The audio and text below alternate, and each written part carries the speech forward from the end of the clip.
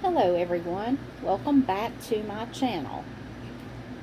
I'm Dottie and this is Dot to Dot, where we try to connect the dots. I hope that you will subscribe, hit the like button, and get the notifications so that you can watch other videos as I upload them.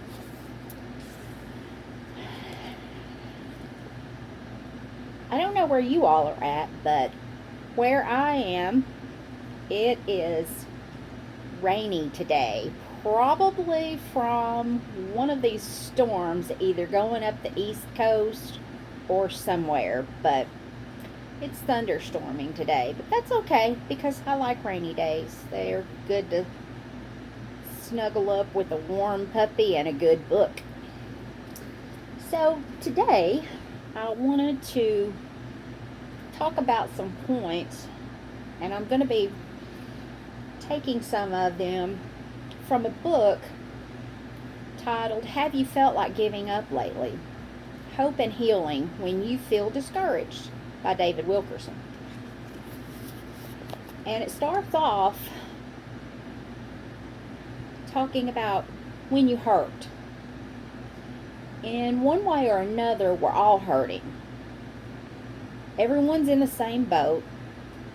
Even the people laughing are hurting. They try to hide their hurt by drinking and joking, but it won't go away.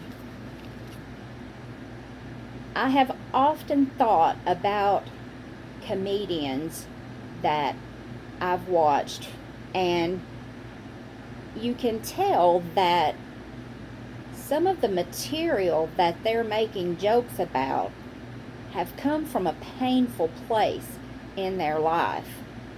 And sometimes that is how we cope. We try to laugh it off. We try to ignore that it's bothering us so badly. And unfortunately, a lot of people will turn to drugs or alcohol to try to numb that hurt and get away from it. So, who exactly hurts? Parents hurt for their children. Victims of broken homes are hurting. Others who are suffering from cancer, heart problems, and any other human diseases.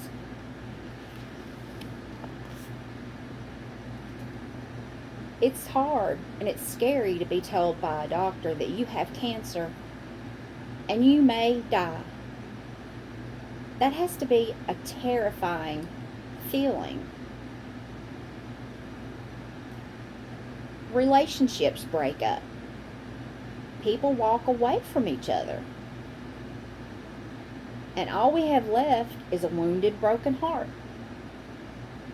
What about the unemployed? Those whose dreams have collapsed. The shut-ins who can't get out and be mobile and function and have a normal life anymore. What about prisoners? Prisoners behind bars, or prisoners who are being held captive by their emotions.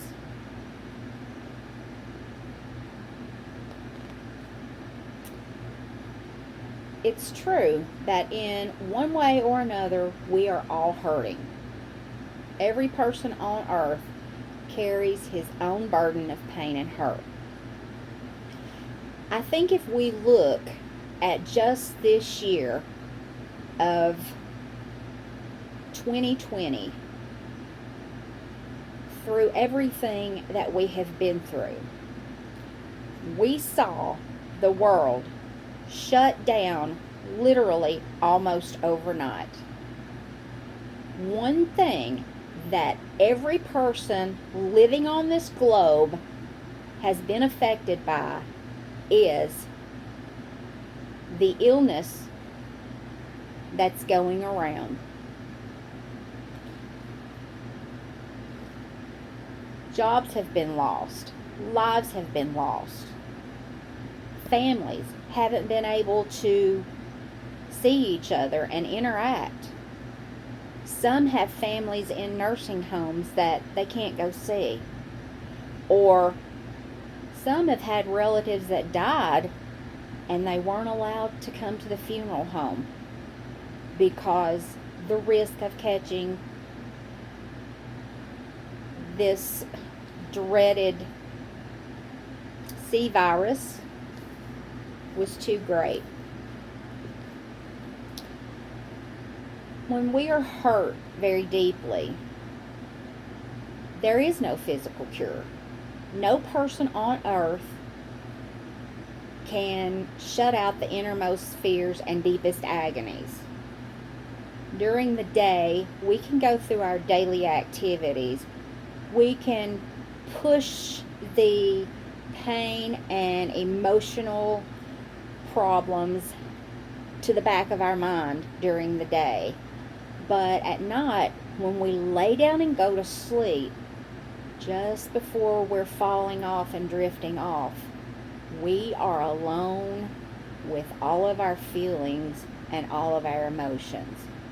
And unless we've chosen the destructive route of numbing our emotions with alcohol or drugs, it's at those moments that you are stuck with nobody but you. And you have to look and ask yourself, have I done the very best I could today? Only God can shut out the waves of depression and feelings of loneliness and failure that overcome you. I know that in my life,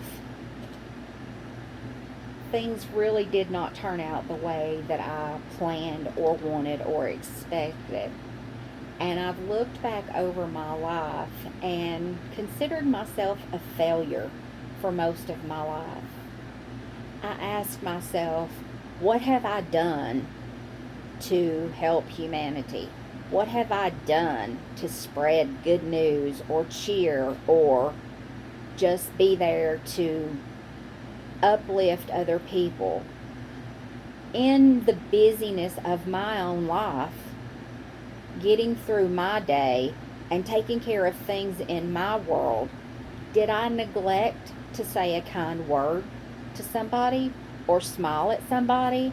Was I short with somebody today because I was in a hurry or I was stressed or I just didn't have time to deal with it?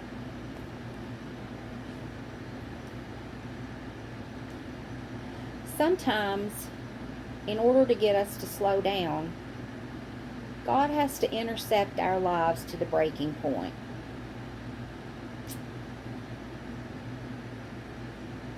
In order to bring the hurting mind and body under control.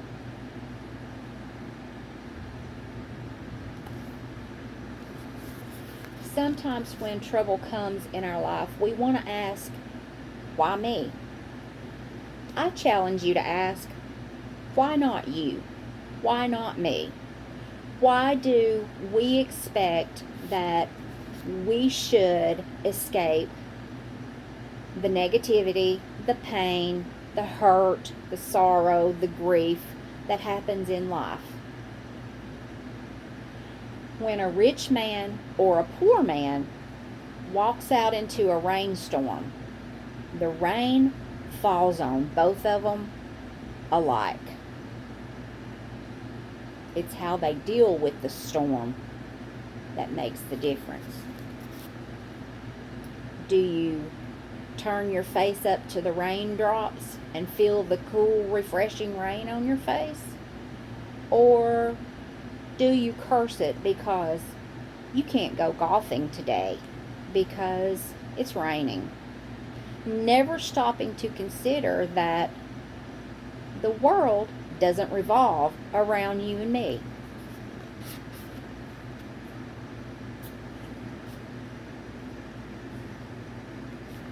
Friends will try so hard to help us, but there just is not help for a bruised and a broken heart. And that's the cause of the most excruciating pain known to mankind. Outside of the death of a child, divorce is the worst thing that we can live through. Physical hurt heals, but a heart can carry the pain from an emotional wound to the grave.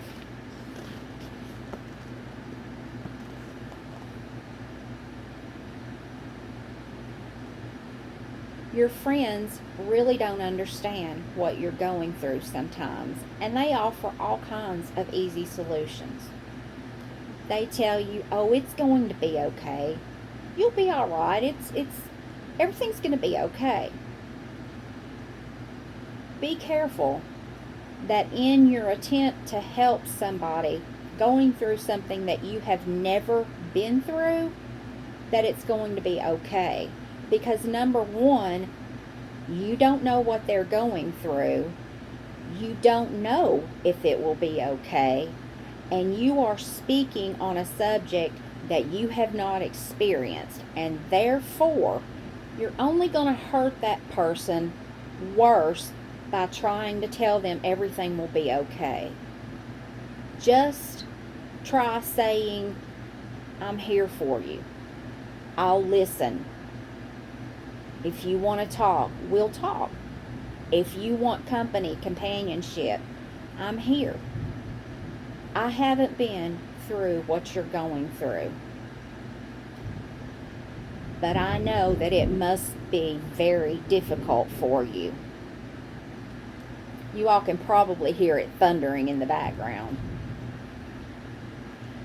But if you've never been through what the person is going through, don't say to the person that's gotten divorced, "Well, it's been 8 months. Just get over it." That is one of the cruelest things that you can ever say to someone. On average, for every 4 years that you're in a relationship, it takes 1 year to recover from that relationship. The reason we have so many broken relationships out there is because that people jump from one relationship right into another, and they don't give themselves time to heal. A relationship ending is not unlike death. It is the death of a relationship, and you have to go through the grieving stages of that relationship. And if you get into a relationship too soon after another one has broken or ended, then you've not healed from the first relationship. You're going to carry baggage from that relationship into the next relationship, and you're going to treat that person the way you treat them based on the hurt and pain from the past relationship. So when that relationship breaks up, then you have 2 broken relationships to deal with. Now you're grieving 2. And when you go on to the 3rd one, then you're grieving the 3rd one. And it just keeps piling up and piling up and piling up. You have to stop in life and take the time to go through feeling the emotions of the pain and the grief and the sorrow. You got to cry the tears. You got to feel the anger. You got to go through the denial and the depression and the numbness and come out on the other side of it before you can jump back in to the fire again.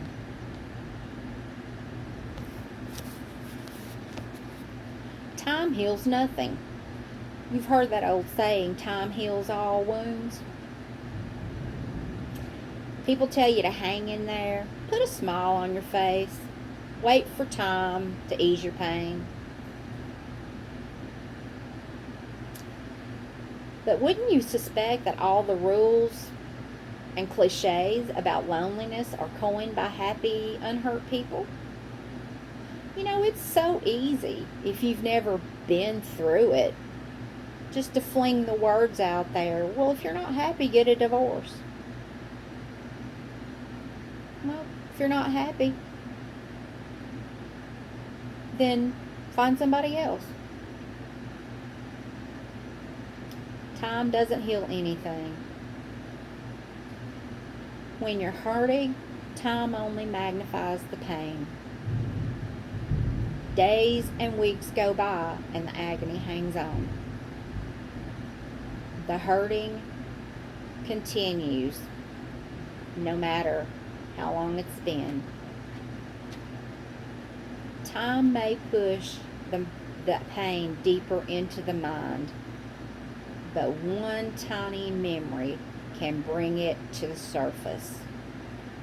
And something that we all need to keep in mind and be aware of is that you can think that you are over a situation, and you may be in the acceptance phase of it and have gone through it long enough to pretty much have stabilized emotionally, and you can hear a song, smell a smell, go to a place, or do something that is going to trigger a memory of what you've just gotten over, and it's going to set you right back into going through some of those stages again. So the healing process is not linear. You don't just start at denial, numbness, depression, anger, maintenance. You might go through 2 or 3 stages and then find yourself going back through the first stage. You may get so overwhelmed in your pain and in your depression that you go back into denial so that you can use that as a coping mechanism to ease the pain for a little bit. This isn't really happening. I'm going to wake up at any moment and this will have changed. It will all be okay again.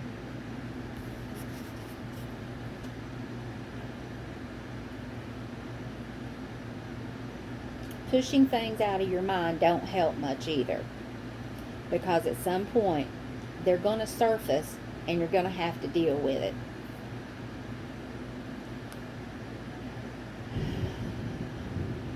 Double trouble.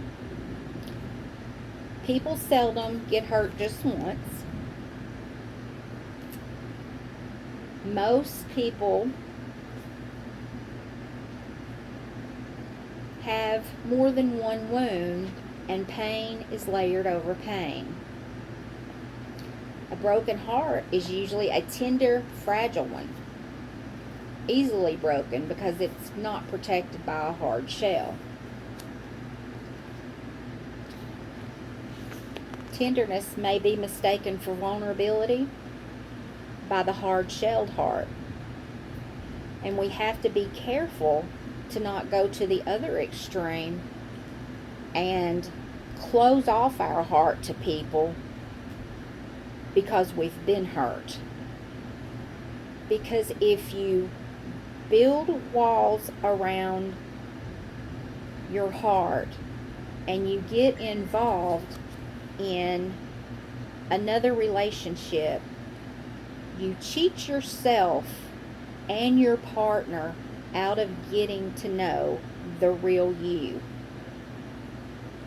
So that's why it's important to go through the healing process. Take a little extra time to work on you, to look at what you may need to fix in yourself before going into another relationship or another business partnership or another friendship.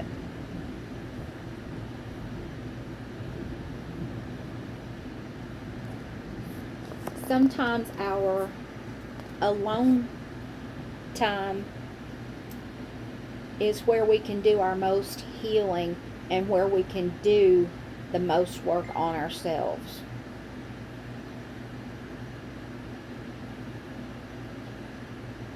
Some people take advantage of the kindness of a soft-hearted, tender, loving person. But heartbreakers don't get off easily. Part of the pain a broken heart suffers is the thought that the offender is going to get away with it all. I know I've said this many times myself. You know, I'm the one sitting here wounded. I'm the one sitting here grieving, and the other person has gone on. They're living footloose and fancy free, and they're not thinking one thing about it. I'm the one paying the price, and they're out there having a great time.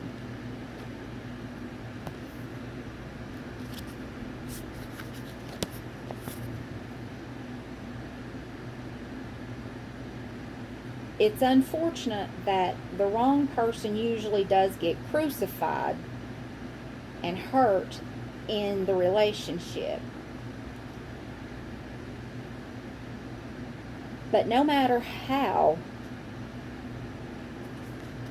people try to justify their hurtful actions, they can't drown out the cries of the ones they have wounded. Of course, there are personality types such as the narcissist, the antisocial personality, sociopath, psychopath. Those personality types don't care how much they have hurt you because their brain is not wired like the normal brain, that they can feel true emotions as a general rule, and they don't care if they have hurt you.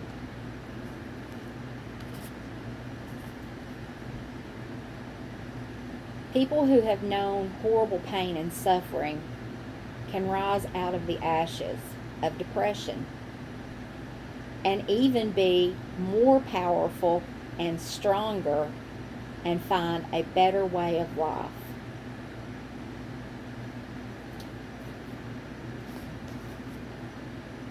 One thing that we have to stop doing when something goes wrong in our life is to let go of the need to know. The biggest questions that I have had is why? The question why? Why did this happen?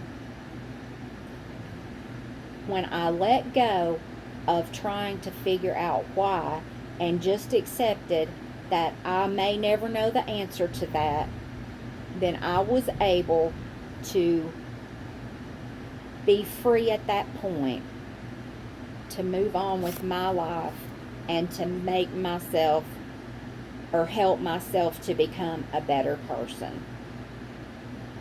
It's human nature to ask why. Whether we're right or wrong means nothing at that point.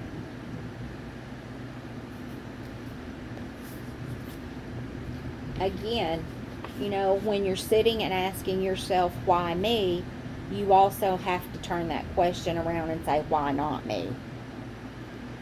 We want to throw out there, oh, well, karma's going to get this person, and they're going to get what's coming to them someday. Well, instead of worrying about the karma that's going to come to that person, what kind of karma is going to come back to us? How can we make sure that it's good karma coming back to us? Instead of, because there's nothing we can do about that other person. The only person that we can change is ourselves. We were never promised a life without pain. We are promised the strength, the courage, and the capability of getting through it and getting back on our feet, and the weakness can make you stronger. You do what you have to do to survive. And sometimes you get through a second, a minute, an hour, a day, a week, a month, a year. You're not going to understand why things happen sometimes. So let go of the guilt trips. Stop condemning yourself. Stop trying to figure out what you did wrong. It's what you can do right now that really counts. You did not make a mistake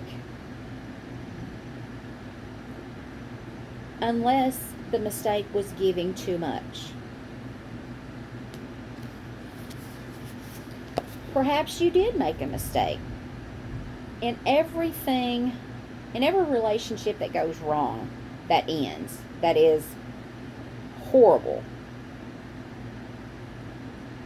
maybe the majority of the guilt for the breakup lies within one person in that relationship. But no matter what that other person does, they are not completely responsible, because you went into the relationship without a gun to your head.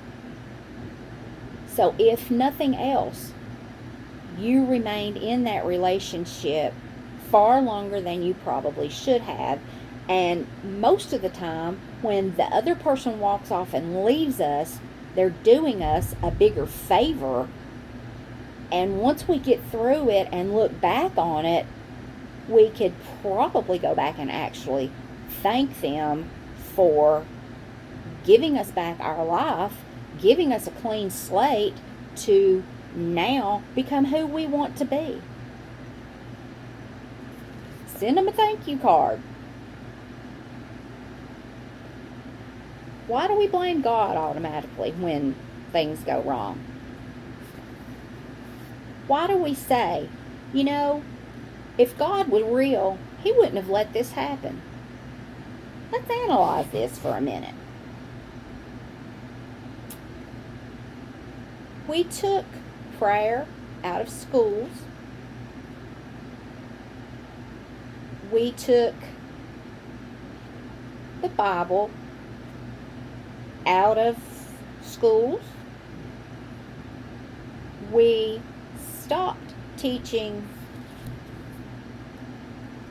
creation and started teaching evolution. And for years now, society has been moving toward eliminating God and religion from society, their home, schools. It might be not allowed to bring a Bible to school, but you can get as many as you want in prison. So, if we are so busy wanting to remove God from our lives and from our schools, why is it that the first time things go wrong, we start blaming God and we want to turn to prayer? Why didn't you want God when things were going good? Why do you expect God to allow us to go on in this broken thinking society and do things our way, and then when the hard times come, blame Him or expect Him to step in and fix it? Because if every time something went wrong in our lives, somebody stepped in to fix it, then we are being enabled to continue on in our bad behavior. And we also have a free will.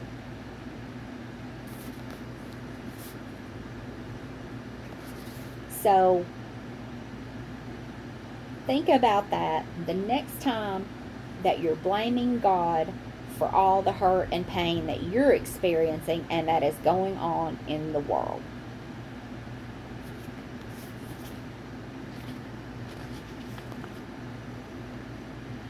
When you hurt the worst, go to your secret prayer closet or meditation and cry out the bitterness.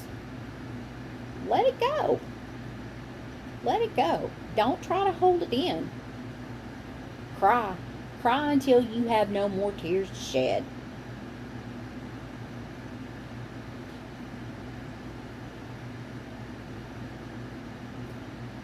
Do you hurt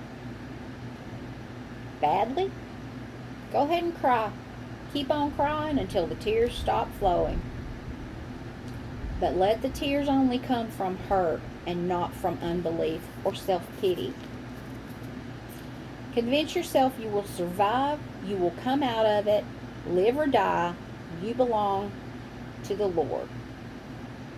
If you truly do believe in God and believe that you are one of His children, then you have the comfort and the peace of knowing that you're going to come out of it on the other side, scarred, but still standing. And anytime there's a scar, whether it's physical or emotional, that scar represents a wound that has healed. So the next time you're looking at one of your scars and you're thinking, this is really ugly, look at it like it was a wound that is now healed.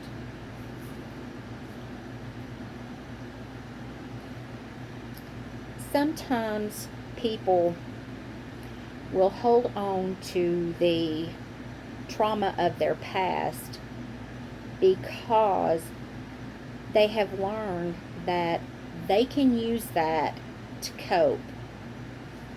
If they hold on to the bitterness and the anger and the pain, then they don't have to work through the emotions. They can blame somebody else, and they can have a way to cope and become a victim instead of a survivor.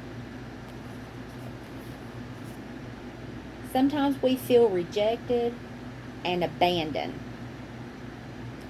Sometimes we feel down for the count. I have felt that many times. Sometimes the pain and emptiness may swallow you up. But, this is not the end. If you're still breathing, if you're still going, then there is still a plan for your life. Or the event that happened would have killed you. You can't help yourself when the initial wound has been inflicted. You can't stop the pain and hurt. You have to work through having a daily walk and determining that you are going to get through this regardless of what it takes. So if you have to paint a smile on your face and pretend when it feels like you're functioning in a fog that you can't see your way out of, then paint that smile on your face and pretend until that smile is real. And that smile comes from a place of happiness and contentment. The old saying, fake it until you make it. Go through the motions of how you want it to be, and eventually it will become that way. The bottom line is to never lose your faith. Never lose hope. Because there's always a way out. There's always a resolution. There's always going to be peace and comfort that comes down the road. So on the days that you feel like giving up, think of all the blessings that you have in your life. And I know I say this in most all of my videos. When you sit down and start thinking about the blessings that you've had in your life, and you start making an inventory of those blessings, and I would encourage you to write them down. I would write out the letters of the alphabet, and I would think of some form of blessing or gratitude for every letter of the alphabet. And it can be done because I have done it. I've used it in groups that I have taught, and I know that you can come up with many words for each letter of the alphabet for something that you're thankful for. And when you start thinking about it, think about where you're at and how there's somebody out there that is in worse condition than you. Somebody out there has been told that they have a terminal disease, to get their house in order, that they're not going to recover. Somebody has gotten that call in the middle of the night telling them that a loved one has passed away. Somebody has heard the slam of prison doors behind them and faced the despair of going in to prison knowing it is an utter hellhole. Somebody is in the morgue that would have loved to have finished out living their life and achieving their dreams. You have that opportunity today. You have the ability to keep moving forward, to keep reaching for your dreams, to keep working on who you are and becoming a better person. Don't expect other people to be able to love you if you can't love yourself. When you become the perfect partner, then you should expect to find the partner who's perfect for you. Love yourself the way you would want somebody else to love you. And when you start doing that, then other people will be able to love you the way you want to be loved. That's pretty much it for today. I hope that you take something away from this that will remain with you. I hope that something in this, small or long, most of it, or maybe just a few words, was somehow encouraging to you, and that you will keep moving on. Just keep telling yourself, I made it. I made it through today. When the sun sets on another day, tell yourself, I made it through another day. And